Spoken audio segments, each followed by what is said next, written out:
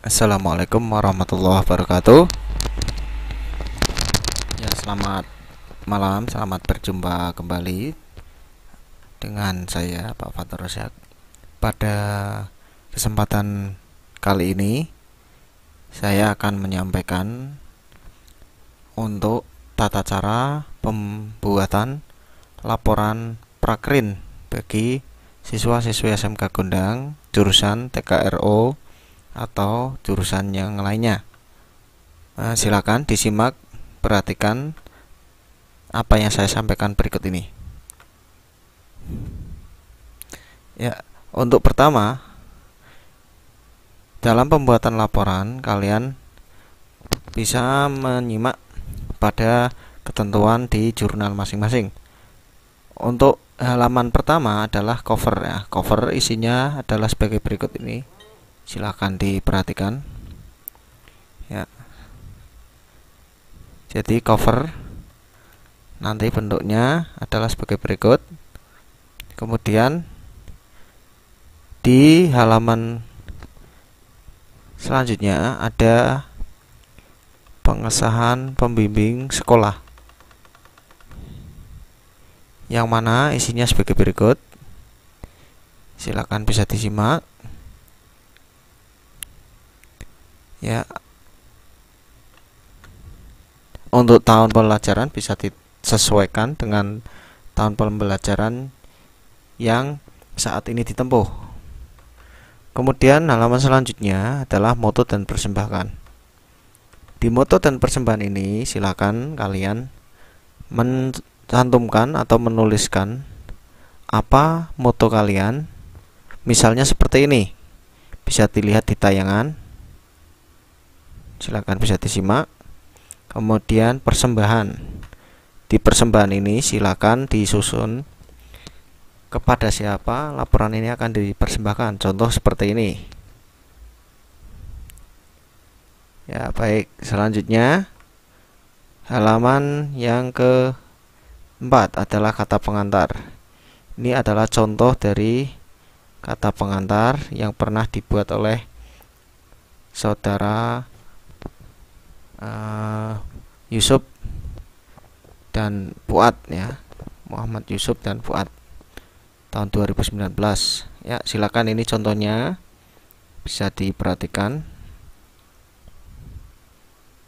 Kemudian halaman berikutnya daftar isi.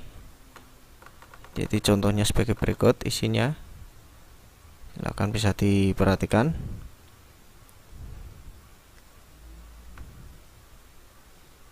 Kemudian halaman berikutnya adalah bab 1. Bab 1 berisi tentang latar belakang. Apa yang melatar belakangi kegiatan prakrin yang Anda lakukan itu. Nah, misalnya seperti ini. Kemudian tujuan pelaksanaan.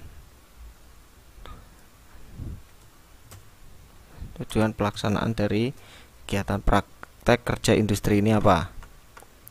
Misalnya seperti ini. Kemudian manfaatnya bisa dicantumkan. Misalkan seperti ini. Kemudian di bab berikutnya, bab 2 adalah gambaran umum. Misalnya prakrin karena di bengkel, gambaran umum bengkel atau perusahaan. Ya, ini seperti ini misalkan.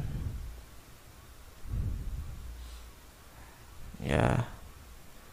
Nanti bisa digali melalui wawancara atau tanya dengan pemilik bengkelnya, bisa ditulis dan diketik seperti ini misalkan. Kemudian bidang usahanya apa aja, misalkan yang dilakukan seperti ini. Di wawancara saja ya pemilik bengkelnya. Kemudian visi misi dari bengkel tersebut apa, silakan ditanyakan, misalnya seperti ini. Atau bisa lebih banyak lagi sesuai dengan perusahaan masing-masing. Kemudian pada halaman berikutnya yaitu struktur, masih di bab 2. Misalkan struktur organisasi sebagai berikut ya. Ini pada zamannya, mungkin tahun ini sudah ada penambahan atau pergantian personil ya, tergantung menyesuaikan dengan keadaan lapangan. Lalu di bab 3 silahkan anak-anak kalian bisa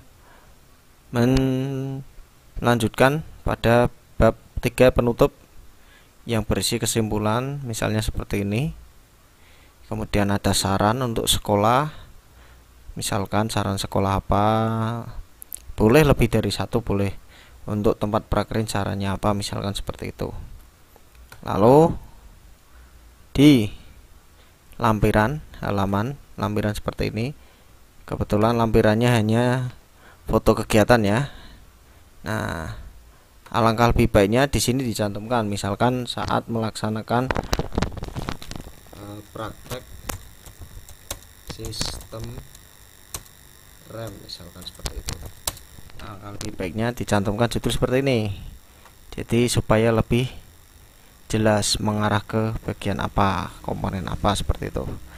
Nah, jadi misalnya seperti ini, gambar ya, gambar praktek sistem rem, misalkan seperti itu, salah satu contohnya ya.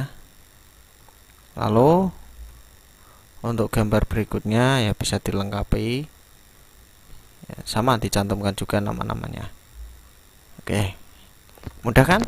Seperti itu ya. Baik, itu saja dari saya. Adapun caranya nanti bisa dikomunikasikan di lain waktu. Terima kasih. Assalamualaikum warahmatullahi wabarakatuh.